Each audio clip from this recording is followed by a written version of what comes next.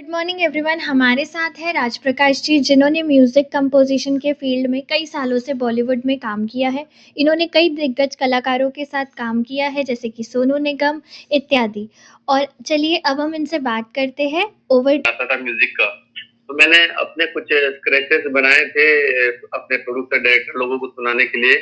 तो मैंने एक जो अपने तनु वेट्स मनु के प्रोड्यूसर है मिस्टर विनोद बच्चन, जी उनको कुछ 2-3 गाने के स्क्रैच मैंने सुनाए थे। तो उनमें से एक गाना, वैसे तो बहुत सारे म्यूजिक डायरेक्टर के स्क्रैचेस आए थे, उनके पास कम से कम 25-30 गाने आए थे। लेकिन मेरा ये गाना सिलेक्ट हुआ जो उनके मूवी के हिसाब से बहुत अच्छा जा रहा था, उन्हें बहुत पसंद आया और उन्होंने अपने डायरेक्टर को भी सुनाया, डायरेक्टर भी एग्री हो गए। तो वो सिर्फ एक मुखड़ा फाइनल हुआ था पहले। तो उन्होंने कहा कि राजी आप ये गाना कंप्लीट कब तक बना सकते हैं, गाना हमें पसंद आया। तो मैं बोला sir it will take at least 1 week. तो उन्होंने बोला नो रश, आप बनाइए गाना, सुनाइए मुझे। फिर गाना मैंने सुनाया, उनको पसंद आया, बहुत ही पसंद आया। उन्होंने साइन किया इस मूवी के लिए और मेरे लिए बड़ी खुशी की बात थी कि मेरी पहली मूवी थी और वो फिल्म के बाकी गाने फाइनल हो चुके थे, मेरा सिर्फ ये एक ही गाना था उस मूवी के लिए। जी और वो फाइनल हुआ, उसके बाद में शूट हुआ। जब मेरे प्रोड्यूसर मुझे एक लास्ट चेक दे रहे थे इसी गाने का, तो जी उन्होंने कहा मेरी तरफ देखते हुए कि राज इस गाने की रोटी तू जिंदगी भर खाएगा। तो ये बड़ी इमोशनल लाइन थी कि उन्होंने बोला राज ये गाने की रोटी तू जिंदगी भर खाएगा। तो मैं फर्स्ट टाइम था तो मुझे लगा कि एक बढ़ावा देने के लिए बोल रहे होंगे करके, पर एक्चुअली हुआ ही ऐसे। एक दिन क्या हुआ, अचानक मुझे गीतकार का फोन आया जिन्होंने दूसरे म्यूजिक डायरेक्टर के साथ लगभग 5 गाने लिखे थे। तो उन्होंने मुझसे कहा फोन पर, राजी आपको मुबारक हो। मैंने बोला भाई क्या हुआ? तो उन्होंने कहा कि अरे आपका गाना तो मिर्ची म्यूजिक अवार्ड के लिए फाइनल हो गया, ये मतलब नॉमिनेट हुआ है, तो इसके लिए आपको बहुत बहुत बधाई हो। तो मैं एकदम शॉक्ड हो गया और मैं बोला ये मजाक तो नहीं कर रहा। मैं बोला आपके मुंह में घी शक्कर, अगर ये गाना नॉमिनेट हुआ हो तो ऐसी बात हुई। फिर मैंने गूगल पे जाके चेक किया तो देखा मिर्ची म्यूजिक अवार्ड होने वाला था और उसके लिए मेरा गाना दूसरे फिल्मों के साथ में नॉमिनेट हुआ था और मेरा नाम एज ए म्यूजिक का upcoming music composer of the year के लिए नॉमिनेट हुआ था। तो बहुत खुशी की बात थी। और उसके बाद फिर वहां से फॉलोअप चालू हुआ और फिर फाइनली जिस दिन अवार्ड फंक्शन था, मैं अवार्ड लेने जा रहा था वहां पे। जी तो मेरी वाइफ ने मुझे ऐसे, जब मैं when I was on the way, wife ने फोन किया कि मजाक मजाक में कहा उसने कि अब अवार्ड लेके ही आना करके। मैं सोचा ये कैसे पागलों जैसी बात कर रही है करके, इसमें इतने 5-5 बड़े मूवी के सब गाने हैं, इन्हें कह रही है कि अवार्ड लेके आना, मेरे हाथ में थोड़ी होता है।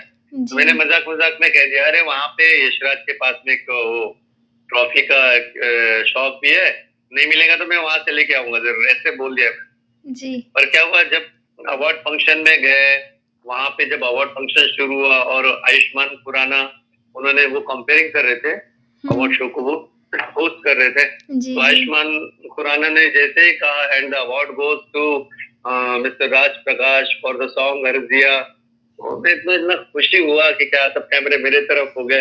वो लाइफ का मेरा पहला एक्सपीरियंस था, पहला एक्साइटमेंट था।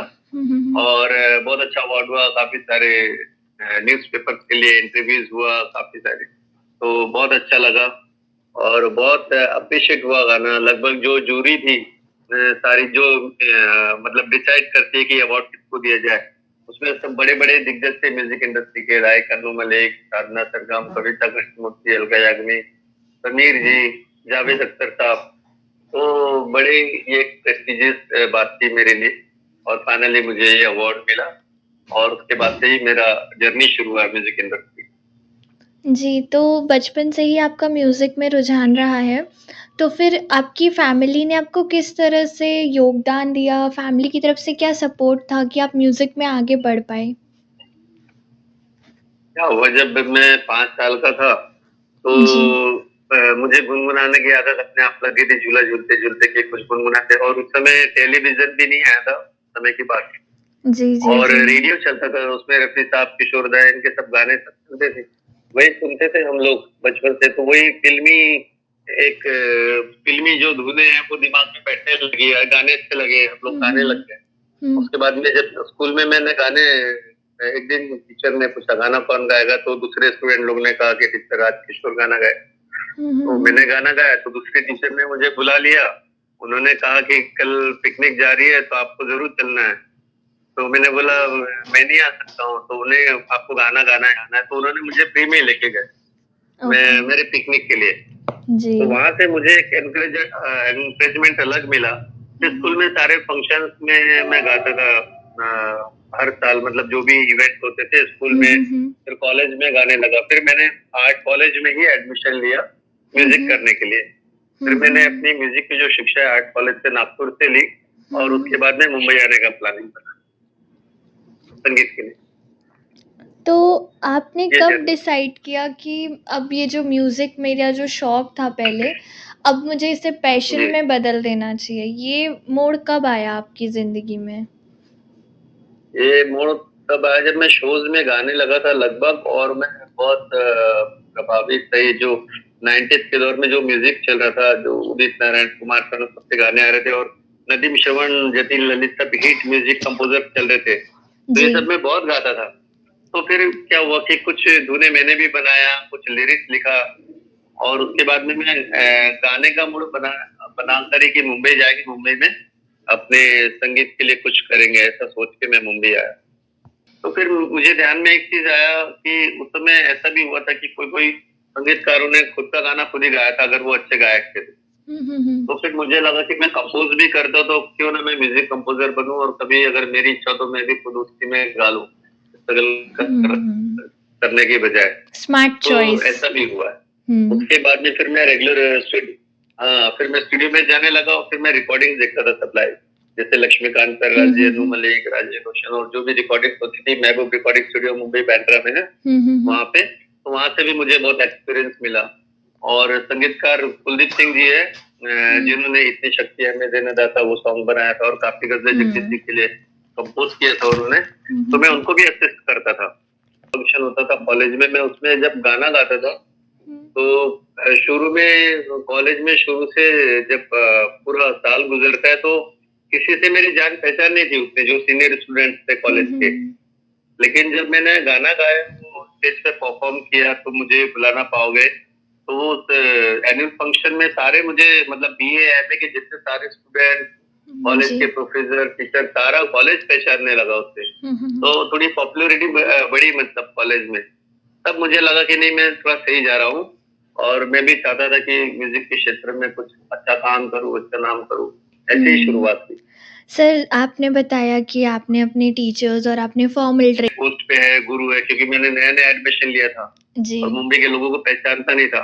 जी। तो मैंने उनको हाय हेलो कुछ किया नहीं, हुँ, हुँ, न्यूट्रल था। हुँ। फिर उन्होंने दरवाज़ा बंद किया, फिर उन्होंने वापस दरवाज़ा खोल के वो आके बैठ गए मेरे बाजू में। हुँ। अभी तब भी मुझे पता नहीं था कि वो इतने बड़े गुरु हैं।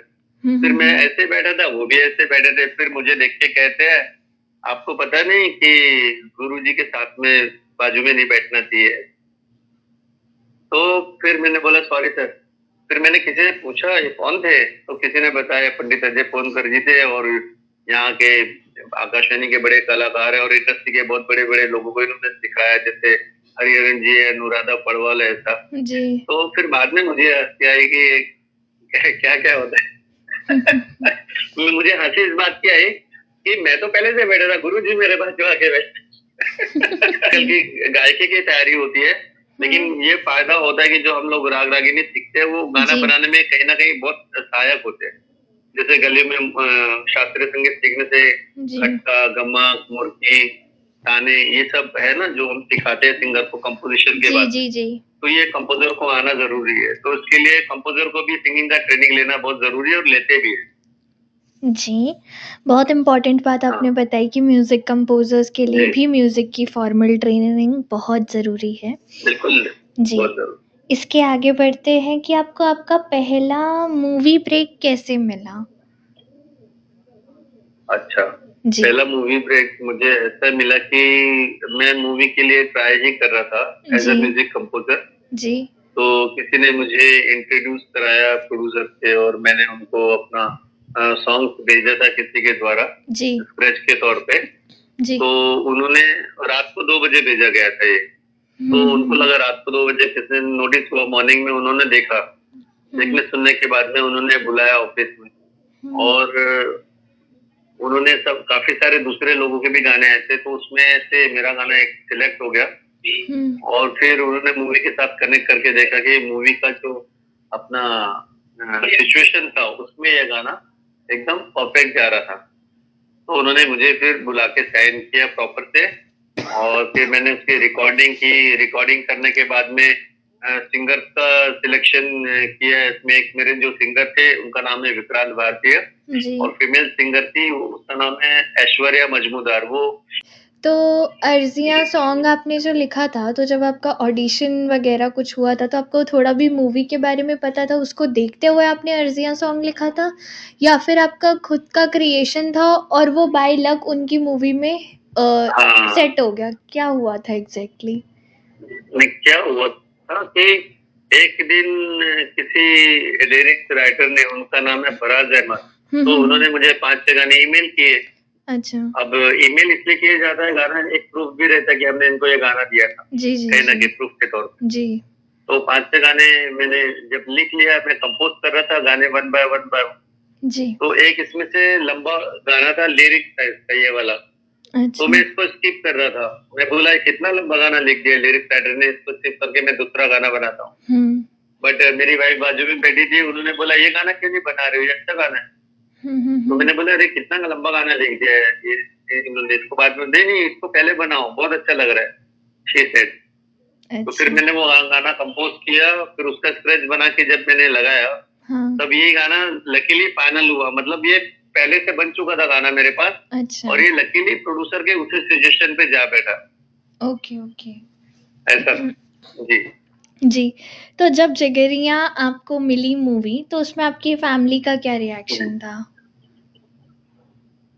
बहुत खुश थे सब। एक्चुअली क्या हुआ था कि जी। बहुत साल पहले भी मैंने एक मूवी जो साइन की थी, और मैंने सबको बता दिया था कि मुझे कोई मूवी मिली है और बड़े बड़े प्लेबैक सिंगर्स उसमें गा रहे हैं। वो जी, फिर जी। बीच में बंद पड़ गई। अच्छा।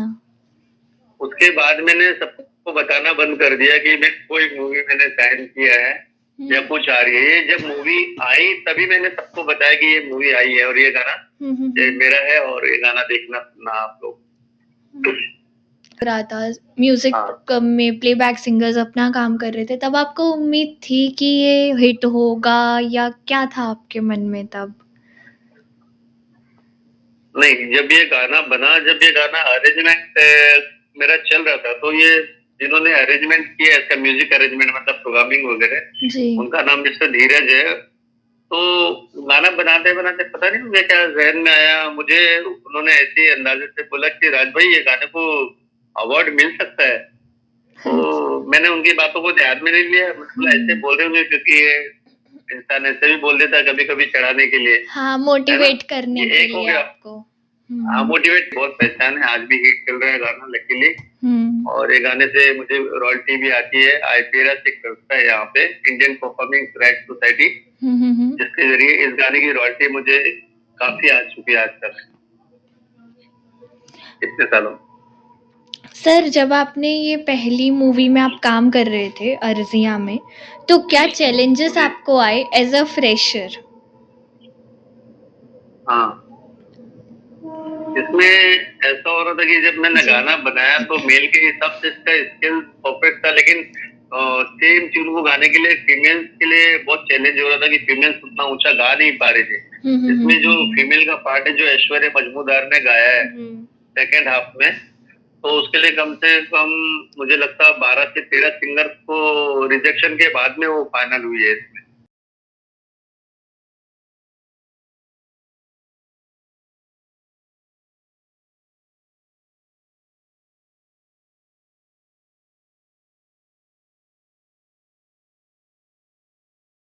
बॉलीवुड में हर इंसान के पास कोई ना कोई रेफरेंस या कनेक्शन होता है, तभी वो आगे जा पाता है। तो जानते हैं कि राज जी। प्रकाश जी के जीवन में भी कोई था जो उनको सपोर्ट कर रहा था बॉलीवुड से? बताइए सर।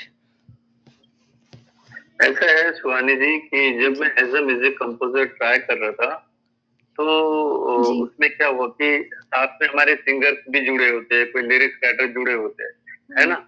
तो जी। जब हम कहीं भी जाते हैं अपना गाना लेके, तो किसी न किसी सोर्स के जरिए जाते हैं, ठीक है। तो मेरे जो सोर्स बना, जो मेरे सिंगर थे मिस्टर विक्रांत भारतीय, जी। तो उनके वॉइस में मैंने गाना किया था और उनके थ्रू ही मैं प्रोड्यूसर से मिला। पर जी। प्रोड्यूसर उस समय क्या है, उनका जो मूवी था अंडर प्रोडक्शन था और वो उनको जी। गाना पसंद आया और वो गाना लग गया। और फिर बाद में जैसे सपोर्ट वाली वो मेरे गॉडफादर रहे, मतलब ये मूवी के लिए, जिसके लिए मुझे अवार्ड भी मिला रिजे सॉन्ग के लिए। जी। तो अब क्या हुआ, गॉडफादर में ऐसा कह सकता हूँ कि इस मूवी में 5 गाने पहले से किसी दूसरे म्यूजिक डायरेक्टर के थे। मेरा एक ही गाना था इसमें, हुँ, ठीक हुँ, है? हुँ। तो जी। हुआ यूँ कि जब फ़िल्म में मैंने म्यूजिक कर लिया, उनके 5। जी। आपने उसके बाद कई सारी मूवीज़ की जैसे कि मिस्टर कबड्डी और सिनेमा ज़िंदाबाद, जी, तो वहाँ आपने क्या जी। नई चीज़ें सीखी थीं? वहाँ ये मूवी कैसे मिली पहले मैं एक बता देता हूँ आपको। ज़रूर। एक हमारे एक प्रोड्यूसर थे मिस्टर सुबुर खान, तो मेरे एक पीआर है जो अनूप जलोटा के भी पीआर है, प्रीतम शर्मा। तो ओके। उन्होंने मेरा गाना सुना था, कार में मैंने उनको कुछ गाने सुनाए थे, तो उन्होंने सजेशन सुनी थी उस मूवी की। इस जी। मिस्टर कबाड़ी के जो प्रोड्यूसर थे उन्होंने मेरा गाना पहले सुन लिया था उन्होंने। वो चाहते थे डायरेक्टर को भी सुनाना। तो मिस्टर कबाड़ी इस फ़िल्म की जो डायरेक्टर थी सीमा कपूर जी थी, जो कि ओम पुरी जी की वाइफ़ है। ओके। तो उनको मैंने गाना सुनाया ये वाला, तो उनको भी बहुत पसंद आया। फिर उन्होंने कहा कि इसके one of the producer Anup Jalota ji भी है, तो उनको भी मैंने सुनाया। हुँ। फिर अनूप जलोटा जी ने जब ये गाना मेरा सुना, उनको पसंद आया, तो उन्होंने भी मुझे चेक लाके दिया। हुँ। तो ऐसे मुझे मूवी की 3-4 लोगों को मुझे सुनाना पड़ा हुँ, ये हुँ, गाना। हुँ। पहले पीआर ने सुना, फिर वो दूसरे प्रोड्यूसर ने सुना, फिर तीसरे प्रोड्यूसर ने सुना, फिर अनूप जी भी वन ऑफ द पार्टनर थे, अनूप जलोटा हुँ। जी। फिर जी। उन्होंने सुना, फिर फाइनल उन्होंने किया और मुझे इस फ़िल्म के लिए उन्होंने चुना। और ये भी गाना बहुत अच्छा था, ये शान और मधुश्री जी ने गाया था, जी, जी। जिन्होंने अभी हाल ही में बाहुबली का गाना गाया था, कान्हा तुझे ज़रा। हुँ, हुँ, और हुँ। पहले एक गाना गाया था उन्होंने, कभी नीम नीम कभी शहद शहद, जी, जी, रानी जी। मुखर्जी वाला। बहुत फ़ेमस है। हाँ, जी। जी, जी। तो इसमें आपने जी, नई फिल्म चीज़ें क्या सीखी सर? इस फ़िल्म से यही था कि उन्होंने सिचुएशंस, पहले वाली मूवी मुझे कैसा था कि गाना बना-बनाया लग गया था उस मूवी हुँ, में। हुँ, हुँ। ये मूवी में मुझे ये सीखना मिला कि इन्होंने मुझे सिचुएशंस बताई थी उस हुँ, हुँ, मूवी की। हुँ। क्या सिचुएशंस है, कैसे है, स्टोरी बताया, कैरेक्टर्स बताया, मैं उसको समझा और जी। उसके बाद में मैंने इसमें गाना बनाया। और जो फिर उनके हिसाब से ही गाना बनाना पड़ता है हमको और लिरिक्स भी वो हिसाब से लिखवाने पड़ते हैं। तो आप ये भी हर एक प्रोजेक्ट के साथ एक नया एक्सपीरियंस मिलते जाता है। आपकी गानों की इंस्पिरेशन आपको कहाँ से मिलती है? गाने के इंस्पिरेशन तो एक अपने अंदर ही चलते रहता है, कहीं न कहीं कहीं कुछ। कि काफ़ी सारे लोगों का, जैसे हम लोग भी म्यूज़िक सुनते हैं बड़े-बड़े उस्तादों का या बड़ी मूवीज़ का, जी। कोई गाना तो हमको भी लगता है कि नहीं यार ये गाना बहुत अच्छा बना है, तो अभी हम गाना बना रहे हैं, कुछ इसके आस-पास का ही कुछ हिट नंबर निकले अपने पास से, बना के, हुँ, हुँ, हुँ, हुँ, है ना? हुँ। तो जो जी। टाइप का गाना बनाना होता है तो कोई गाना ऐसा देखते हैं कि जो इसके आस-पास का सिचुएशन का हो, जो कभी पहले बनाया हो किसी ने, वो कैसा हुँ, बना था, उसका रिस्पॉन्स कैसा था। तो ऐसे कुछ इंस्पिरेशंस मिलती है, फिर बनता तो कुछ नया ही है, हुँ। लेकिन एक दिमाग में आ जाता है कि कुछ इस तरीके का बनाना है। आपको एक एक एग्ज़ाम्पल मैं बताता हूँ। जी। जैसे अगर आज की डेट में कोई गाना बना रहा है कि हर घड़ी बदल रही है ज़िंदगी, कोई गाना बना रहा है, हुँ। ठीक है? हुँ। ये सिचुएशन है। तो ये भी कहीं दूसरे सिचुएशन से रिलेट करते हैं कि आने आने वाला पल जाने वाला है। हो सके तो उसमें ज़िंदगी बिता दो, पल ये भी जाने वाला है, किशोर दा का। वो गाना जी। और ये गाना का दोनों का सिचुएशन सेम। तो ऐसे हम लोग भी देखते हैं कि अगर कोई गाना हमको बनाना है सैड सॉन्ग, तो और कौन-सा सैड सॉन्ग हुआ था इसके 3-4 साल में लेटेस्ट टाइप में, तो जी। थोड़ा दिमाग में लेते हैं वो उसको कुछ बनाने के पहले, मूड में लाते हैं। या कभी-कभी वो अगर सिंगर पहले से कुछ फाइनल होता है ना कि हुँ। फलाने सिंगर की आवाज़ में करना है, तो वो सिंगर का वॉइस से भी एक दिमाग में रहता है कि ये सिंगर की आवाज़ में ऐसा कंपोज़िशन होना चाहिए। हुँ, हुँ, हुँ। और 90s के गाने आज तक सुने जाते हैं, रियलिटी शोज़ में भी सुने जाते हैं। तो ये जो अकॉस्टिक इंस्ट्रूमेंट यूज़ किया जाता है, जैसे अकॉस्टिक गिटार है, हुँ, अकॉस्टिक सितार बजाया, अकॉस्टिक फ्लूट बजाया, तबला ढोलक का जो टोन है रियल चमड़े के वाद्य का बजा हुआ, जी। ये सब दिल को बहुत छूने वाला है। और ये जो मॉडर्न है ना, ठक टिक टुक टुक, ठक टिक टुक टुक, ये इलेक्ट्रॉनिक बेस डिजिटल सब रहता है। अच्छा। तो हाँ, ये न्यू जनरेशन में भी ये चीज़ बहुत घुस गई कि आप जितने भी देखोगे मॉडर्न गाने, इसमें सबसे ज़्यादा क्या बस पियानो, गिटार और जो वेस्टर्न बीट लगी हुई है उसमें तबला ढोलक का एलिमेंट बहुत ही कम हो गया है, बहुत ही कम लोग यूज करते हैं। गिटार तो देख बहुत कभी सुनने को मिल रहा है, फ्लूट कभी बहुत कम सुनने मिल रही है ना। तो ये और रीजन क्या होता है ये कि काफी सारे जो एल्बम आ रहे हैं सब प्रोड्यूसर लोग इतना ना, जो लाइव बजाने का खर्चा होता है वो बहुत बड़ा होता है, बिग बजट होता है कि अगर 25-30 वॉल्यूम्स बजाना है तो वो खर्चा बढ़ जाता है। तो जो कैपेबल प्रोड्यूसर होते हैं, फाइनेंशियली साउंड होते हैं, जो म्यूजिक डायरेक्टर को ज्यादा पैसा देते हैं, तो वो अपने वेस्टर्न इंस्ट्रूमेंट मतलब डिजिटल साउंड के साथ में वो लाइव भी बहुत करवाते हैं, तो एक बड़ा गाना बनता है बिल्कुल, है ना। जैसे ए.आर. रहमान वगैरह करते हैं तो उनका लाइव भी चलता है, परकशन एक एक चीज के लिए छोटा छोटा एक लाइन का भी फ्लूट है तो उसके लिए फ्लूटिस्ट को बुलाएंगे। वही दूसरी जगह क्या होता है, कंप्रोमाइज करता है, अरे छोटा सा एक लाइन बजाए, सितार बजाना, कीबोर्ड से बजा लो, इलेक्ट्रॉनिक। तो ऐसा होता है, तो वो it depend on budget also, है ना। तो उससे और बहुत दोनों फर्क को आ मिक्स जाता करके है। भी, दोनों का फ्यूजन करके भी अच्छा बन रहा है। तो जहां तक मेरी सोच है कि अगर वेस्टर्न हम लोग बीट का या वेस्टर्न म्यूजिक का सब जो यूज कर रहे हैं इलेक्ट्रॉनिक साउंड का, उसके साथ साथ में हमको अकॉस्टिक का भी मिश्रण करना चाहिए, तो वो गाना एकदम जो सुनने का उसका एक हो ना रिपीट वैल्यू जिसको हम लोग बोलते हैं, बार बार सुनने का मन करता है, वो हार्ट को छूता है ना। तो सर आपने कई सारी टेक्निकलिटीज़ बताई, आप कुछ सॉफ्टवेयर्स या टूल्स बताना चाहेंगे जिसका इस्तेमाल किया जाता है या आप करना पसंद करते हो जब आप काम करते हो म्यूज़िक कंपोजिशन पर? हम ये क्या अलग अलग टूल्स पे सब काम कर रहे हैं, जैसे कोई एफएल स्टूडियो में भी करता है, उसके बाद में क्यूबेस पे भी सब करते थे, क्यूबेस है, उसके बाद में अभी लॉजिक बहुत चलन में, लॉजिक प्रो, ठीक है। तो अभी इंडस्ट्री के लोग लॉजिक प्रो बहुत यूज कर रहे हैं, खास करके सॉन्ग को प्रोग्रामिंग करने के लिए, पूरा सॉन्ग बनाने के लिए। मिक्सिंग मास्टरिंग का सब ज्यादा काम ये क्यूबेस वगैरह ज्यादा यूज करते हैं उसके लिए। तो जिसके हाथ में जो बैठा है, सॉफ्टवेयर सारे ही अच्छे हैं, ऐसा कुछ नहीं है, लेकिन क्या है, ये भी चीजें अपडेट होती रहती है हर दिन। और सबसे ज्यादा तो डिपेंड करता है कि टेक्नीशियन के ऊपर, कि टेक्नीशियन कैसा है। टेक्नीशियन के साथ साथ में जो टेक्नीशियन मतलब ये म्यूजिक ट्रैक सब बना रहे हैं, म्यूजिक प्रोग्रामिंग कर रहे हैं, तो इनका भी म्यूजिक का नॉलेज क्या है वो बहुत इंपॉर्टेंट है। मतलब टूल्स के साथ साथ में ऐसा नहीं कि टेक्निकली सिर्फ यूज करना है, उसको म्यूजिकली भी आप कितना अच्छा उससे खेल सकते हो, आपको टोन का नॉलेज हो, बीट का नॉलेज हो, हार्मोनाइज कैसे होता है, काउंटर कैसे बजता है, आरपीजीओस कैसे बजता है। तो म्यूजिकल नॉलेज प्लस टेक्निकल, ये दोनों मिला के ही कुछ अच्छा काम होता है।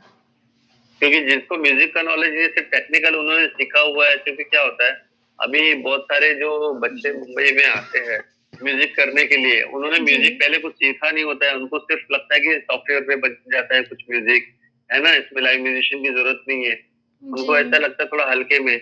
और काफी लोग एडवर्टाइजमेंट करते हैं तो बच्चे आके 4-4, 5-5 लाख रुपए भर कर इसमें यहाँ पे एडमिशन लेते हैं, और वो टेक्निकली तो सीख जाते हैं, लेकिन म्यूजिकल कब सीखोगे, जब वो म्यूजिकल सीखेंगे तो ही वो फिर टेक्निकल भी अच्छा कर पाएंगे, म्यूजिकल टेक्निकल साथ में। तो मेरा एक एडवाइस है कि जो भी बच्चे अभी न्यू जनरेशन में आ रहे हैं और ये मतलब अलग अलग टूल्स पे काम करना चाहते हैं, जैसे कि लॉजिक है, एफएल है ना, या क्यूबेस है, तो वो उसके साथ साथ म्यूजिक भी सीखे, या पहले म्यूजिक सीखे फिर ये टूल सीखे, या दोनों साथ साथ में सीखे, जैसा भी है। लेकिन क्या है, टेक्निकल चीज जल्दी सीख जाता है इंसान एक कोर्स करके कि ये चीज ऐसी होती है, वो चीज ऐसी होती है, शॉर्टकट ऐसा है, बटन ऐसा। लेकिन जो म्यूजिकल नॉलेज लेने में वक्त लगता है, हर अच्छी चीज को वक्त लेता है।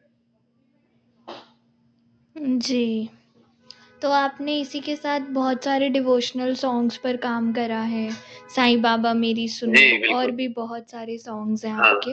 तो सर अभी जो नए एल्बम्स आए थे, शान सुनो मेरे साईं बाबा की, तो ये किया था, हरे रामा हरे कृष्णा किया था, उसके बाद में फिर और दांडिया के 2-3 सॉन्ग किए हमने, है ना। और एक अभी गणेश उत्सव में महाराष्ट्र में एक बड़ा गाना किया था हमने, मेरे लंबोदरा। इसे जो गाया था उसके सिंगर का नाम था चिंतन बाकीवाला जी। ये सोनी टीवी पे एक शो आता था पहले, के फॉर किशोर, जिसके जैसे अमित कुमार, बप्पी लहरी जी और ऐसे बड़े बड़े सब दिग्गज जैसे, तो उसके ये विनर है मिस्टर चिंतन बाकीवाला। तो ये उनको प्रमोट करने के लिए डिवोशनल में तो देखो कि डिवोशनल में तो ये एक ही सीन है कि भगवान की भक्ति भाव और भगवान से जुड़ने वाला जो एक फील है वो एक डिफरेंट ही है। तो जब उसके लिरिक्स में मंगवाता हूँ कि लिरिक्स राइटर को कहता हूँ कि भाई ऐसा-ऐसा लिरिक्स चाहिए, मैं बताता हूँ उनको कि साईं बाबा के शान में चाहिए या हरे रामा हरे कृष्णा इनके वो सब, तो वो जब लिख के भेजते हैं तो जैसे लिरिक्स हारमोनियम पे रखते हैं तो वो फील गॉड से एकदम कनेक्ट हो जाता है इंसान, और वो अलग ही फील आता है, डिवोशनल वाला ही फील आता है उसमें। और बहुत मजा आता है इसमें भी, सब लाइव वगैरह हम लोग करते हैं पूरा, क्योंकि ये जो डिवोशनल म्यूजिक बनता है इसमें ज्यादातर हम लोग लाइव ही यूज करते हैं। जैसे कि फ्लूट हो गया, है ना, गॉड का जी। इंस्ट्रूमेंट है, सितार है ये भी गॉड का है, वीणा जी, ये भी जी। अपना गॉड का इंस्ट्रूमेंट है, मृदंगम है ना, तबला हुँ। है, ढोलक है, ये सब चीज। इलेक्ट्रॉनिक का इसमें साउंड बहुत कम ही होता है, नहीं के बराबर। तो हुँ। ये जब सब अकॉस्टिक इंस्ट्रूमेंट बजते हैं ना तो दिल को छू जाते हैं, ऐसा कनेक्ट हो जाते हैं एकदम, जी, बिल्कुल जी, जी। फील ही अलग होता जी। है। तो सर आपने ये बताया कि तो फिर कभी ऐसा होता है सर कि क्या सिंगर के हिसाब से अगर गाना थोड़ा-सा हाई पिच का है तो उसे लो पिच किया जाता है क्योंकि सिंगर हमारा लो पिच में अच्छा गा बिल्कुल सकता है, ऐसा होता है? कर सकते हैं। हाँ, बिल्कुल, बिल्कुल होता है, करना ही पड़ता है वो। नहीं तो वॉइस ज्यादा गलती से ज्यादा ऊंचा गवा दिया तो क्या होगा, वॉइस क्रैक हो जाएगा, नहीं तो फिर वो अपीलिंग नहीं होगा गाना। क्या होता है कि सबसे पहले जब गाने बनाते हैं ना, जी। कंपोजिशन बनाने के बाद में जो सिंगर को हम गवाना चाहते हैं उसमें ना, तो उसका हुँ। स्केल पहले चेक कर लेते हैं तो, कि वो कौन से स्केल पे गा सकता है, मैक्सिमम कितना हाई जा सकता है, कितना लो आता है उसमें। तो वो हिसाब से वो स्केल में गाना हम बनाते हैं, है ना? हुँ। ताकि सिंगर ऊपर भी आसानी से जा सके और लो भी परफेक्ट आ सके उसमें। तभी गाना खिलता है, ब्राइटनेस आता है गाने में कहीं न कहीं। तो सर ऐसा अर्ज़ियाँ है। मूवी जो है, उस अर्ज़ियाँ सॉन्ग जो जी। है, उसमें आपने कौन से पिच पर गवाया है सिंगर्स को? वो हाँ, वो शीशा स्केल का गाना है। हुँ। लेकिन क्या होता है कि वो डिपेंड करता है कि कितना हाई जा रहा है कंपोज़िशन, अकॉर्डिंग टू द हुँ। कंपोज़िशन। तो उसका पहला अंतरा वो 4 सप्तक के ग से उठता है, दूसरा अंतरा ऊपर के 7 से उठता है, अलग-अलग डिफरेंट। तो हुँ। वो एक परफेक्ट पिच में था, मतलब गा सकते थे लेकिन फीमेल के हिसाब से थोड़ा ऊँचा ही था वो, कहीं न अच्छा। कहीं। क्योंकि पहले डिसाइड हुआ था कि वो मेल ही गाएगा, लेकिन बाद में उसमें फीमेल सिंगर भी इंक्लूड हुई, तो उनको हुँ। गाना पड़ा, वैसा। हुँ। तो और वैसे काफ़ी सारे जो प्लेबैक सिंगर होते हैं ना, जी। अब क्या होता है कि जब हम लोग किसी गुरु के पास में रियाज़ करने के लिए सिंगिंग सीखने के लिए जाते हैं, तो जो बॉयज़ होते हैं लड़कों को काली एक से सिखाते हैं, सी शार्प स्केल से गाना सिखाते हैं। हुँ। तो उसका रेंज ज़्यादा हाई रहता है। शास्त्रीय हुँ। संगीत की बात कर रहा हूँ स्पेशली। और जो अच्छा। लड़कियाँ सीखती है वो खाली 5 से सीखती है, मतलब बी फ्लैट से सीखती है, तो उनका रेंज उतना नहीं होता है।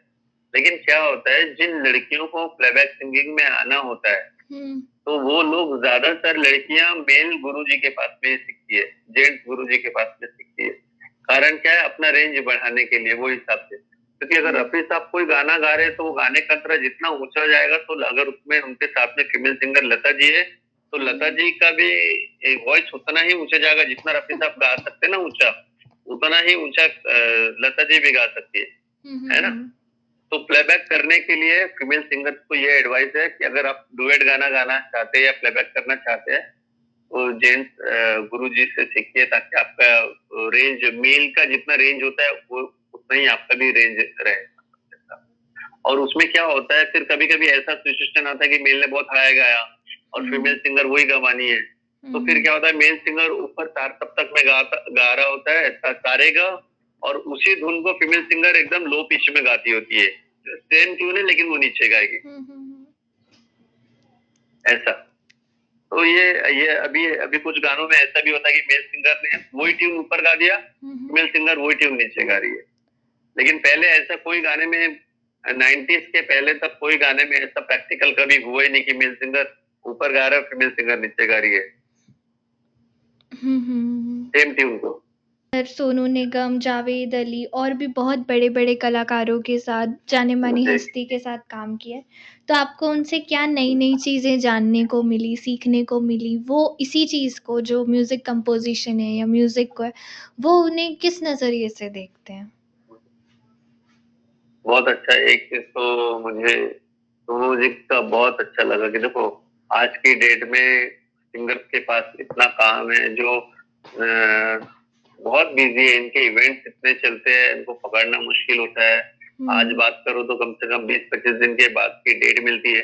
अभी सोनू जी के साथ ही आपको सिर्फ एक एक्सपीरियंस में शेयर करता हूँ मेरा वाला।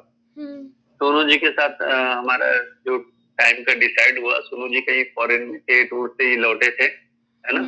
तो काफी टायर्डनेस में रहूंगा, लेकिन वो डेट पहले से दे चुके थे कि ये डेट को ये टाइम पे स्टूडियो में आना है।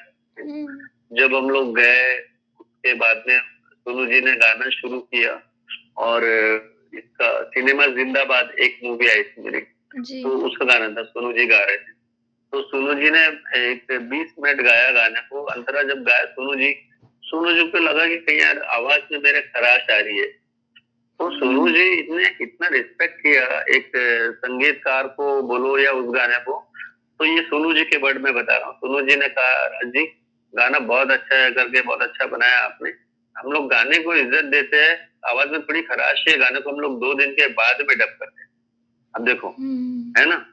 तो उन्होंने फिर से एक टाइम दिया मुझे कि 2 दिन के बाद करते हैं। और फिर जब 2 दिन के बाद में वॉइस डब करने का समय आया, तो देखो ये सोनू जी ने कभी 90s में भी काम किया है और पुराने लोगों के साथ इतना उठा बैठा है, पुराने संगीतकारों के साथ में। तो ये ओल्ड स्कूल ही बोलेंगे हम लोग का, कि वो उस समय से उन्होंने जो किया, उन्होंने एक पहला मुझे बोला, राज्य आप डिक्टेट कीजिए, मैं गाना देता हूँ।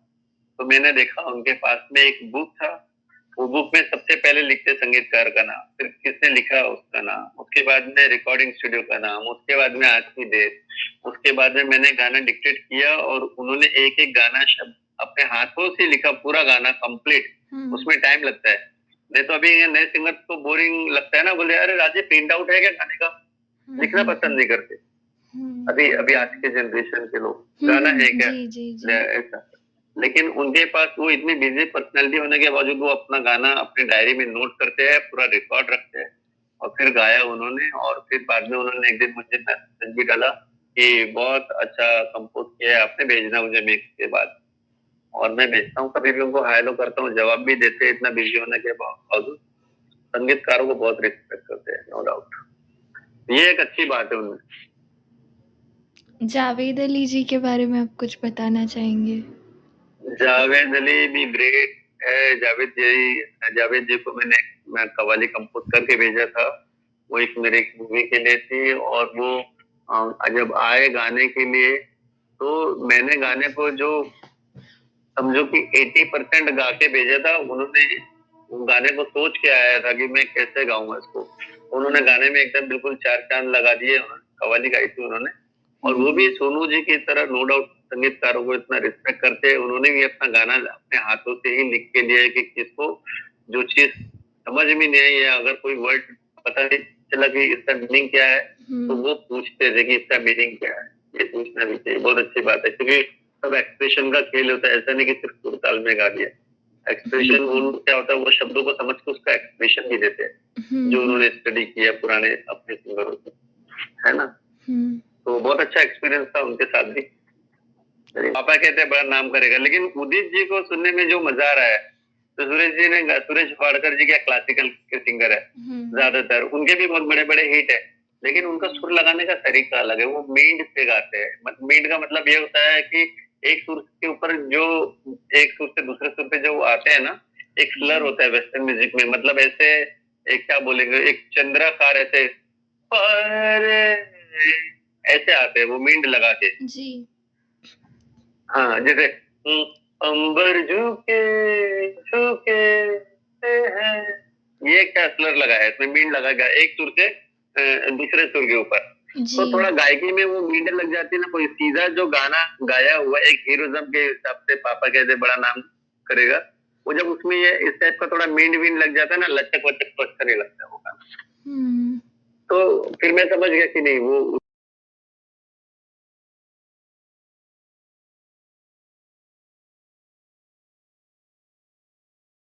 तो सर, जैसा कि आज के टाइम पे सभी लोग कोई ना कोई एआई पोर्टल यूज़ कर रहे हैं जिससे वो म्यूज़िक बना रहे हैं, तो क्या आप भी कोई एआई पोर्टल का इस्तेमाल करते हैं, जैसे सुनो डॉट एआई या फिर कोई और म्यूज़िक बनाने के लिए? और वो कितना ज़्यादा यूज़फुल है बॉलीवुड में या कहीं पर भी म्यूज़िक इंडस्ट्री में? करेक्ट। अभी देखो ऐसा है कि अभी ये एआई से रिलेटेड तो बहुत सारा सब कुछ आ गया, हर फील्ड में आ गया है एआई कहीं न कहीं। तो काफ़ी सारे संगीतकार एक आइडिया लेने के लिए या कुछ लिरिक्स डिफरेंट निकालने के लिए एआई का यूज़ करते हैं, है ना? और सुनो में भी वो कुछ लिरिक्स को डाल के उससे कुछ कंपोज़िशन माँगते हैं एक आइडिया के तौर पे। पर ज़रूरी नहीं है कि उससे एक आइडिया मिल सकता है, लेकिन वो ट्रैक को हम फाइनली यूज़ नहीं कर सकते हैं। उस आइडिया को लेके उसमें कुछ अपना ऐड करके कुछ नया भले बना सकते हैं। एआई से जो गाना बन के निकलता है ना, उसको कमर्शियली हम लोग यूज़ नहीं कर सकते अभी। क्योंकि क्या होता है हम लोग जो गाना अगर आपने जो भी गाना हम जैसे बनाते हैं ना, तो जी। फिर जब हम लोग यूट्यूब पे डालते हैं तो उसका उसमें वेब फाइल लगता है, पूरा प्रूफ लगता है कि आपने इसको बनाया है। हुँ। और जो ओटीटी प्लेटफ़ॉर्म्स पे भी हम लोग डालते हैं, सावन, जियो, रेसो, स्पॉटिफ़ाई, गाना जितने भी प्लेटफ़ॉर्म्स पे ये जाता है, तो वहाँ पे भी उसका वेब फाइल लगता है। तो उसके करता-धरता आप रहो और आपने ही बनाया हो पूरा प्रूफ रहता है, तो ही वो मोनेटाइज़ होता है, तो ही लेते हैं। एआई वो जस्ट आइडिया के लिए है। अब एआई में क्या होता है, कभी-कभी वो एआई अपना थॉट समझता नहीं है, मूड समझता नहीं है ना? सुना है मतलब वेस्टर्न म्यूज़िक, इंडियन म्यूज़िक, काफ़ी सारे संगीतकारों के गाने सुने हैं। उनके माइंड में तो मूड के हिसाब से म्यूज़िक ऐसे ही घूमते रहता है ना? हुँ। एग्ज़ीक्यूट करना होता है उसको अपना हारमोनियम या कोई इंस्ट्रूमेंट लेके। इसी के साथ क्रिएटिव हाँ, डिफरेंसेस जो एक लिरिसिस्ट और म्यूज़िक कंपोज़र या डायरेक्टर के बीच में आपने फेस किया हो?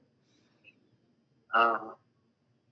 तो ये ऐसा होता है कि जैसे मैंने कोई सिचुएशन किसी लिरिक्स राइटर को दिया कि जी। ये एक रोमांटिक गाना बनाना, ठीक है ना? For ji. एग्ज़ाम्पल तो उसको मैंने आज़ादी दे दी कि तुम अपने हिसाब से अपने मूड से मुझे लिख के भेजो, मैं इसकी धुन बाद में बनाऊँगा, इसका कंपोज़िशन बाद में बनाऊँगा। जी। फिर उन्होंने मुझे लिख के दे दिया और फिर मैं कंपोज़िशन कर रहा हूँ, उसका धुन मैं बना रहा हूँ, उसकी तर्ज मैं बना रहा हूँ।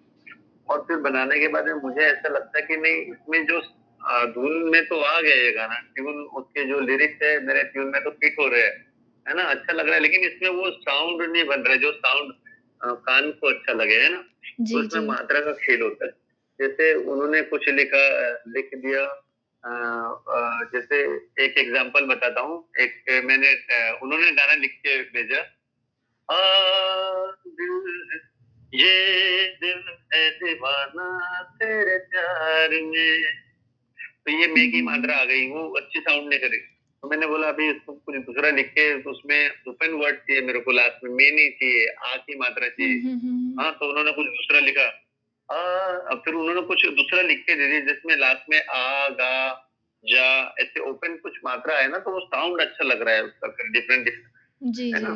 तो साउंड अच्छा बनाने के लिए शब्दों का चयन डिफरेंट उनको बोलना पड़ता है कि कुछ अलग शब्दों का यूज़ करो, इस्तेमाल करो।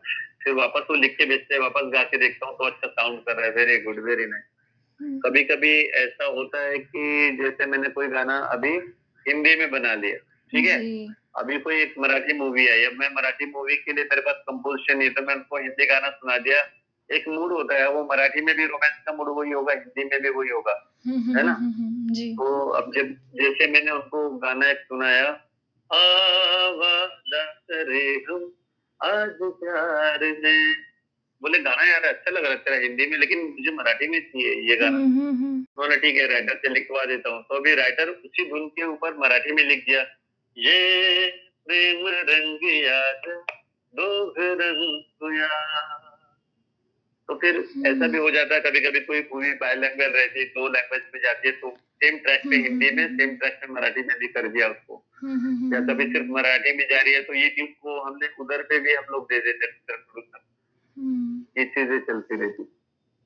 इसके बाद सर आपके अपकमिंग प्रोजेक्ट्स जिन पर आप अभी काम कर रहे हैं? 2 नए एल्बम आ रहे हैं। जी। रोमांटिक एल्बम है दोनों और दोनों हुँ। को गाया है मिस्टर चिंतन बासीवाला और साधना सरगम जी ने गाया है इसको डुएट। हुँ, हुँ। और एक और है रोमांटिक गाना हुँ। जिसे चिंतन बासीवाला और अलका याग्निक जी ने सॉरी अलका याग्निक नहीं, मधुश्री जी ने गाया है ये गाने को और ये congratulations and all the best sir आपको आपके new thank you so albums much, के लिए। और अब हम थैंक यू बढ़ते सो हैं, मच। आपने मराठी मूवीज़ का ज़िक्र किया, तो एक्सपीरियंस मराठी इंडस्ट्री के साथ हाँ। काम करके। बहुत अच्छा था। उस फ़िल्म के हीरो थे मिस्टर अमर करके, वो मेरे पास में आए थे हुँ। और जब उनको पता चला मुझे मिर्ची म्यूज़िक अवार्ड मिला तो वो उनको बहुत अच्छा लगा, तो उन्होंने जाके किसी प्रोड्यूसर से ज़िक्र किया कि मैं म्यूज़िक इनका ले रहा हूँ, हुँ, मिस्टर हुँ, राज हुँ। प्रकाश का इस फ़िल्म के ऊपर। और उनके प्रोड्यूसर को उन्होंने मेरा अवार्ड वाला वीडियो दिखाया तो उनके प्रोड्यूसर को लगा नहीं इनके साथ काम करना चाहिए। उनकी मूवी शुरू हुई और हुँ। उन्होंने मुझे साइन किया मूवी के लिए और मैंने गाने बनाए। यहाँ के जो मराठी के जो टॉप सिंगर्स हैं जी। जैसे स्वप्निल स्वप्निल बांदोडकर है, हुँ। वैशाली माडे, आदर्श शिंदे, हुँ, ये हुँ, सब हुँ। मराठी के फेमस और बड़े स्टार सिंगर थे यहाँ के, जी, जी। इनके साथ गवाया मैंने। हाँ, इसमें एक गाना मैं कुमार शानू उनसे भी गवाना चाह रहा था क्योंकि उनके जॉनर का गाना था। वो मराठी एक्चुअली गाते नहीं हैं, तो जब रिकॉर्डिंग शुरू हुई उन्होंने आधा घंटा गाया गाना को तो उसमें कुछ डिक्शन में बड़ा प्रॉब्लम जा रहा था, तो शानू जी ने कहा, "अरे यार तू मराठी सिंगर से गवा ले, ये हुँ, मेरे हुँ, बस की हुँ। बात नहीं है।" तो फिर वो मुझे दूसरे सिंगर से गवाना पड़ा, कहीं न कहीं। वो फ़िल्म भी बहुत अच्छी बन गई, फाइनली रिलीज़ हुई और अच्छा रिस्पॉन्स रहा उसका। और ये इसका जो म्यूज़िक है, कहीं न कहीं वो भी बहुत अच्छा चल रहा है सब अपने ओटीटी प्लेटफ़ॉर्म।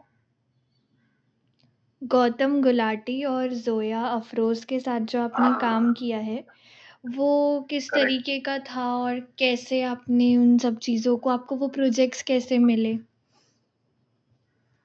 ये ऐसा था कि एक नया गाना कॉमेडी है ना, जी, जी, जो जी। कॉमेडी सर्कस के विनर भी रहे, फेमस है काफ़ी। जी। उनकी सिस्टर ने मुझे फ़ोन करके मिलाया, उनको वो गाना पसंद आया तो उन्होंने सेंड किया था मुझे और हुँ, गाना बहुत ही अच्छा बना। तो गाना उनको इतना पसंद आया, उन्होंने बहुत बड़े लेवल पे शूट किया है इसको। हुँ। 3-4 दिन उसकी शूटिंग हुई है रोमांटिक गाने की यहाँ पे मुंबई में बीच पे हुँ, हुँ। और एक यहाँ पे फ़िल्मिस्तान स्टूडियो है, वहाँ पे और उसमें उन्होंने स्टार बोले मैं इसका वीडियो बहुत अच्छा बनाऊँगा, तो उन्होंने फिर गौतम गुलाटी जो बिग बॉस में थे उनको लिया जी। और जोया अफ़रोज़ जो मिस इंडिया रह चुकी, जी, जी, बहुत ही जी। अच्छा एल्बम बना हुआ है ये लगभग अभी 100 दफ़ा सोचा यही। यही, ओके 100 दफ़ा सोचा हाँ, यही, तुझको मैंने गौतम गुलाटी और सोचा यही। ज़ोया अफ़रोज़ का जोया गाना फ़ेवरेट कंपोज़िशन सर अब तक आपके जितने भी कंपोज़िशंस हैं उसमें से सबसे ज़्यादा आपको कौन-सा पसंद आया? एक गुज़ारिश कर लूँ मैं ये एक गाना है, यूट्यूब पे देखिएगा, ये भी अच्छा गाना है, ये अमन त्रिखा ने गाया है, वो भी गाना मुझे बहुत पसंद है। जैसा कि आपने अपनी ज़िंदगी का बहुत लंबा समय म्यूज़िक को दिया, तो आप जब जी, शुरुआत में आए थे, तो आपको क्या लगा था कि जब आप म्यूज़िक फैमिली बैकग्राउंड से नहीं हो, ना ही आपकी कोई फ़िल्मी पहुँच है, तो कितना मुश्किल रहा था या कितना आसान रहा था आपके लिए मुंबई में सर्वाइव करना और एक म्यूज़िक कंपोज़र बनना? बहुत अच्छा सवाल है। ऐसा है कि मैं अपने जब आर्ट कॉलेज में एडमिशन लिया, उस म्यूज़िक डिपार्टमेंट से जुड़ा, तब मुझे वहाँ से बहुत सारी बातें पता चलने लगी कि म्यूज़िक का भी एक अपना करियर है डिफरेंट डिफरेंट, है ना? अलग-अलग क्षेत्र में लोग जा सकते हैं, बहुत सारे इसमें मतलब इनकम की अपॉर्च्युनिटीज़ बहुत है, बहुत सारे ऐसे डिपार्टमेंट्स है गवर्नमेंट के जहाँ म्यूज़िक के जो लोग होते हैं, जिनको सर्टिफ़िकेट होती है, उनको एज़ अ प्रोफ़ेसर हो सकता है, एज़ अ म्यूज़िक टीचर वो बन सकते हैं बड़े-बड़े पोस्ट पे, है ना? जी, जी, संगीतकार जी। बन सकते हैं, गायक बन सकते हैं या शोज़ कर इवेंट कर सकते हैं। तो जब मैंने कॉलेज में एडमिशन लिया, वहाँ से म्यूज़िक हुआ, जब मैं मुंबई आया, मुंबई में यूनिवर्सिटी म्यूज़िक डिपार्टमेंट से मैंने म्यूज़िक किया, तो वहाँ पे दायरा और बढ़ने लगा क्योंकि वहाँ पे एक रिकॉर्डिंग स्टूडियो भी अटैच था Mumbai university department of music में, जहाँ की इंडस्ट्री के बॉलीवुड इंडस्ट्री के बहुत बड़े-बड़े जो दिग्गज अ, गायक लोग थे, संगीतकार लोग थे, वो लोग आते थे हमें कुछ पढ़ाने के लिए, समझाने के लिए। जैसे कभी कल्याण जी, आनंद जी भाई आए, कभी वहाँ पे कयाम साहब आए, हुँ, कभी हुँ, हुँ। अपने गायक मन्ना दे जी आए, कभी डिफरेंट डिफरेंट काफ़ी सारे लोग वहाँ पे आते थे। तो उनसे बातें सुन के बहुत एनकरेजमेंट मिलता था हमको कहीं न कहीं। उसके बाद में जब रियलिटी शोज़ वग़ैरह शुरू हुए तब हमको लगा यहाँ पे मुंबई आने के बाद में ही बड़े-बड़े गुरु से सीखने मुलाकात का हुई। मौका मिला हमको तो भाग्यशाली हूँ मैं इस मामले में। देर आए दुरुस्त आए। जी। तो मुंबई में जी। आपके स्ट्रगलिंग डेज़ कैसे रहे और कैसे आप खुद को हौसला देते रहे कि काम मिलेगा और मेहनत करते रहो? क्या हुआ कि जब मुझे लगा कि नहीं म्यूजिक डायरेक्शन में जाना है, तो उसके बाद में मैंने अपने गाने बनाने शुरू कर दिए थे, अलग-अलग गीतकारों से मिलना शुरू कर दिया था। उनके मैं गाने लेता था, कंपोज़ करता था। उसके बाद में मैंने कहीं ट्राई किया और मुझे संगीतकार कुलदीप सिंह जी ने बुलाया, मैंने उनको असिस्ट किया। तो जैसे-जैसे आप धीरे-धीरे एंट्री लेते हो, तो एक-एक चीज़ आपके एक्सपीरियंस में, अनुभव में जुड़ती जाती है कि ये संगीतकार ऐसे काम करते हैं, ये संगीतकार ऐसे काम करते हैं। इनके पास काम कैसे आता है, ये गीतकारों से कैसे काम निकलवाते हैं, गायकों से कैसे काम निकलवाते हैं, इनको जी। फ़िल्में मिलती कैसी है, प्रोड्यूसर इनको क्या समझाता है, सिचुएशन कैसे समझाता है ना? तो ये बहुत सारे लर्निंग एक्सपीरियंस से धीरे-धीरे करते-करते फिर जब हमने बहुत सारे ऑफ़र मुझे भी ऐसे आए कि आप हमारे साथ म्यूज़िक असिस्ट कर लो, होस्ट कर लो, आपका नाम नहीं आएगा, आप हमारे साथ कर लो, है ना? क्योंकि क्या होता है कि काफ़ी सारे लोगों की नज़र टैलेंटेड लोगों पे होती है, तो वो जी, चाहते जी। हैं इसको ग्रैब कर ले करके, है ना? जी, जी। अपना अपने साथ में इसको जोड़ ले, है ना? असिस्टेंट ही रह जाए। ऐसा काफ़ी सा उनका नाम आता नहीं है ना? तो उसमें क्या होता है कि आपकी बनाई हुई कोई कंपोज़िशन, कोई चीज़ किसी दूसरे के नाम में चली जाती है सालों-साल तक, है ना? जी। वो अपनी-अपनी सोच से बढ़ते हैं, है ना? जी, जी, जी। तो क्योंकि क्या होता है कि सिर्फ़ ऐसा ज़रूरी नहीं है कि आपने 100 गाने बनाए हैं तो आपको बहुत नाम हासिल हो गया या बहुत प्रसिद्धि मिल गई, ऐसा कुछ नहीं होता। प्रसिद्धि सिर्फ़ एक ही गाने से मिलती है। चाहे हुँ। वो एज़ अ म्यूज़िक कंपोज़र हो, चाहे एक ही गाना आपका as a lyrics writer hit हो जाए, काम की लाइन लग जाती है। या एक्टर के मामले में एक ही फ़िल्म आपकी अगर चल गई, जैसे अभी सैयार आ गई, चल गई, जी। फर्स्ट टाइम नया हीरो, किसको मालूम था कि वो हिट होगा, है ना? तो ऐसा है, वो एक ही चीज़ होती है हिट होने के लिए, पता चला वही चीज़ हमने किसी और के हवाले कर दी अपनी, हुँ। तो वो भी फिर बाद में हिट होने के नाम ही नहीं है, वो हिट हो गया। फिर ऐसा सोचना भी नहीं चाहिए अपने आप को। तो कोई भी मेरा एक एडवाइस है किसी भी म्यूज़िक कंपोज़र से बोलो या कोई होस्ट राइटर से या कोई दूसरे लोगों से कि आपको आपके काम पे कितना विश्वास है। मिलेगा, लेट मिलेगा, आपको अगर हुँ। आपके काम पे विश्वास है और आप ऑनेस्टी से जुड़े हैं आपके काम के साथ में, तो ज़रूर आपको मौका भी मिलेगा, आपको प्रसिद्धि भी मिलेंगी। थोड़ा देर आगे-पीछे हो सकता है, लेकिन मिलेगा, आपको ज़रूर मिलेगा। मेहनत का फल मिलता है क्योंकि आगे-पीछे भले हो, लेकिन मिलता ज़रूर है। तो सर जैसे कई लोगों को ब्रेक्स मिल जाते हैं और वो कॉमन लोग होते हैं, उनका कोई बैकग्राउंड नहीं होता, तो क्या उनके साथ कोई एक्सप्लॉइटेशन हुआ है इसीलिए उनको वो बड़ा ब्रेक मिल जाता है या कभी-कभी सच में जेन्युइनली उनको मौका दिया जाता है? देखो, क्या होता है कि अ, अलग-अलग टाइप के जो प्रोड्यूसर होते हैं, सबका माइंडसेट अलग ही होता है ना? जी। एक एक ये प्रोड्यूसर होता है कि जो चाहता है कि मैं ये बजट में फ़िल्म बनाऊँ, है ना? हुँ। और मुझे इसी बजट में खेलना है, चाहे मैं किसी मुझे म्यूज़िक तो अच्छा ही चाहिए, है हुँ। ना? तो और मेरा बजट इतना ही है, तो अब अगर मेरा बजट इतना ही है, तो वो अगर समझदार प्रोड्यूसर है ना? हुँ। वो अगर समझता है कि अच्छा म्यूज़िक क्या होता है, तो किसी नए म्यूज़िक डायरेक्टर को भी बुला के उसके कंपोज़िशन, उसके गाने सुन के उसको भी ब्रेक दे सकता है, उससे काम ले सकता है, उसी लेवल का म्यूज़िक बना सकता है। और कोई दूसरा प्रोड्यूसर ऐसा होता है कि पहले से डिसाइडेड है कि 50 करोड़ की मूवी है ये, तो हुँ। इतना-इतना पैसा ये डिपार्टमेंट में बाँटना है। तो म्यूज़िक के लिए भी हमने पहले से निकाल के रख दी कि 6-7 करोड़ का म्यूज़िक बनेगा। तो हुँ। 6-7 करोड़ किसी नए म्यूज़िक डायरेक्टर को तो देंगे नहीं वो। तो हुँ, अब हुँ। 6-7 करोड़ के म्यूज़िक के रेंज में कौन देगा म्यूज़िक? तो पहले से ही नाम लिख देंगे, हाँ, प्रीतम से देख लेना, नहीं तो हिमेश से बात कर लेना, नहीं तो फलाने से बात कर लेना। वो पहले से प्री डिसाइडेड हो जाता है बिना गाना सुने। हुँ। क्योंकि उनका माइंडसेट क्या रहता है कि किसी नामी व्यक्ति को मैं लूँगा, मेरा फटाफट म्यूज़िक सेल हो जाएगा। वो फिर भले बाद में वो हिट हो भी सकता, नहीं भी हो सकता, डब्बे में भी जा सकता, ऐसा। हुँ, हुँ। लेकिन उनको एक सैटिस्फैक्शन रहता है कि हमारे प्रोजेक्ट में हमने इनको लिया और जो दूसरा प्रोड्यूसर रहता है वो अपने बजट के हिसाब से अच्छी चीज़ परख के लेता है वो। तो हाँ। उसका मकसद ये रहता है कि मैं गाने अच्छा लूँ, लिरिक्स अच्छा हो, है ना? उसका मकसद ये रहता है। वो किसने म्यूज़िक दिया डज़न्ट मैटर हुँ, क्योंकि हुँ, हर हुँ। जो एस्टेब्लिश्ड म्यूज़िक डायरेक्टर थे वो भी तो नए थे किसी दिन। हुँ, हुँ, हुँ, उनको हुँ। भी तो किसी ने एक गाने का चांस दिया था, हुँ। है ना? राइट। तो ऐसे ही हर इंसान की जर्नी ऐसी ही एक से ही शुरू होती है और फिर आगे जाके 100 पे जुड़ती है। तो सर आपने फेलियर्स या रिजेक्शंस जो आपकी लाइफ में आते हैं, पहले जो आते थे शुरुआत में और अब जो आते हैं इतने साल के एक्सपीरियंस के बाद, तो उसको आपका देखने का नज़रिया कितना बदल गया है? अब देखो क्या होता है, जब इंसान का नजरिया उतना डेवलप नहीं होता है, मैच्योरिटी नहीं रहती ना, हुँ, तो इंसान यही सोचता है कि यार मुझे तो सब कुछ आता है, फिर बाद में मेरा गाना फाइनल क्यों नहीं होता है कहीं, काम क्यों नहीं मिलता है हुँ, कहीं, लोग मुझसे काम क्यों नहीं करवा देते कहीं।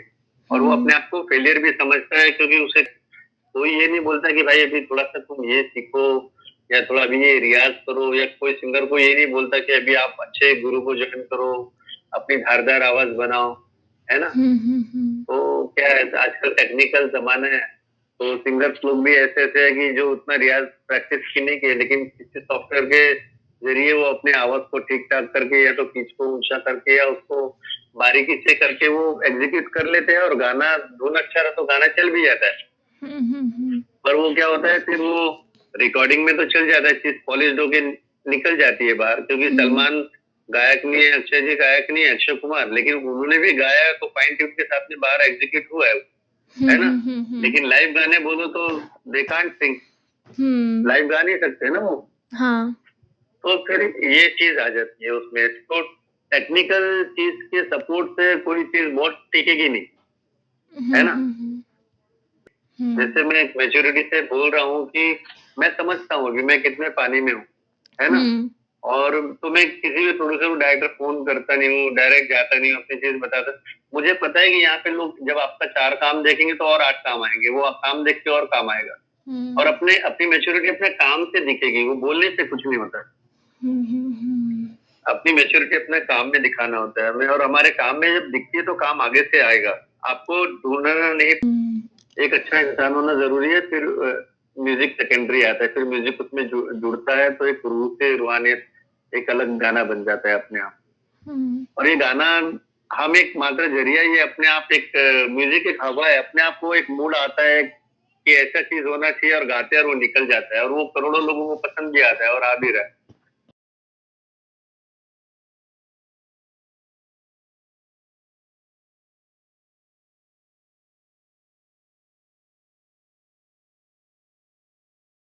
सर आप बॉलीवुड ओटीटी को किस तरफ जाते हुए देखते हो और क्या आपको लगता है कि म्यूज़िक इंडस्ट्री के लिए कोई और प्लेटफॉर्म या कोई और ज़रिया भी आ सकता है जिससे म्यूज़िक की दुनिया में कोई नया रिवॉल्यूशन आए? रिवॉल्यूशन तो हो चुका है बहुत बड़ा, मैं एक चीज़ बताता हूँ आपको। हुँ, हुँ। क्योंकि आज से अगर 30 साल पहले चले जाए, 30 इयर्स बैक, ठीक है? जी। तो म्यूज़िक प्लेटफ़ॉर्म उतने नहीं थे, सिर्फ़ एक ही ज़रिया था। अ, जो म्यूज़िक का ज़रिया था, कैसेट्स आती थी पहले बहुत साल, जब जी, जी, जी। मतलब एचएमवी कंपनियाँ थी, टेप थी, टी सीरीज़ की थी, और कुछ बहुत लिमिटेड इसके जो थे म्यूज़िक कंपनीज़ थी, है ना?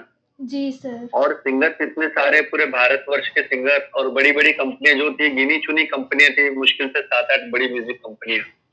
और और उस समय क्या होता, सिंगर्स में भी बहुत कम लोगों को लोग गवाते थे, है ना? क्योंकि उस समय कोई टेक्नोलॉजी इतनी हाई-फाई नहीं थी। वन टेक गाना पड़ता था म्यूजिशियन को भी और सिंगर्स को, तो उसमें बहुत रियाज़ी सिंगर लगता था, और बहुत उस्ताद किस्म के जो म्यूजिशियंस थे, फाइन ट्यून म्यूजिशियंस, वही सर्वाइव कर पाते थे, वही गाते थे, है ना?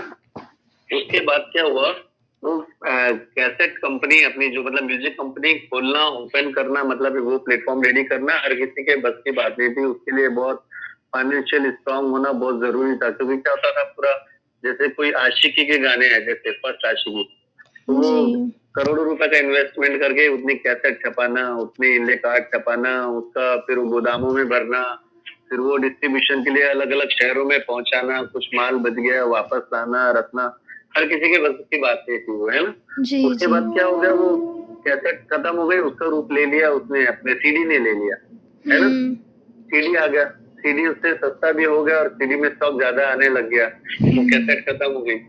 तो उसके बाद में वो सीडी का डिस्ट्रीब्यूशन भी कुछ उसी तरीके था, कहीं ना कहीं, है ना, फिजिकल रूप में लोग रखते थे सीडीज वगैरह, हुँ, और सब उसका भी स्टॉक सारे सब कुछ रहता था।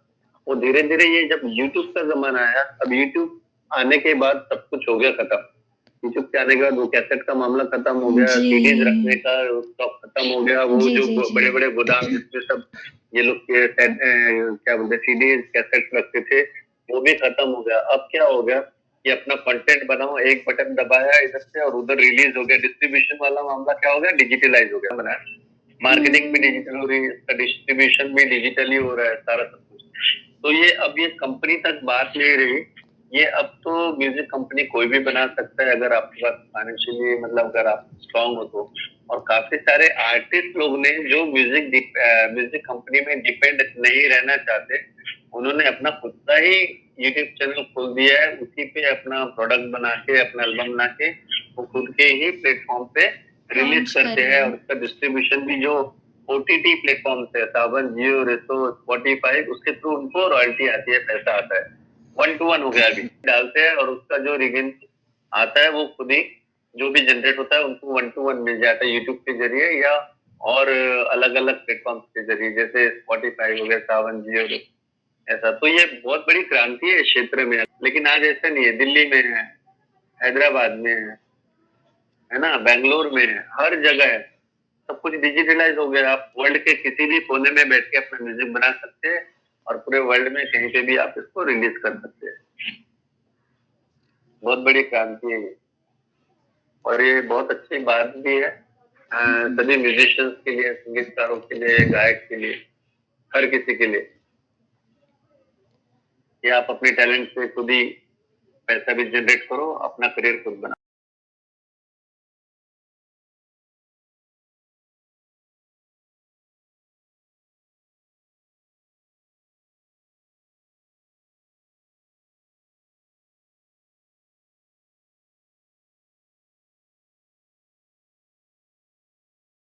बढ़ते हैं लास्ट सेगमेंट की तरफ।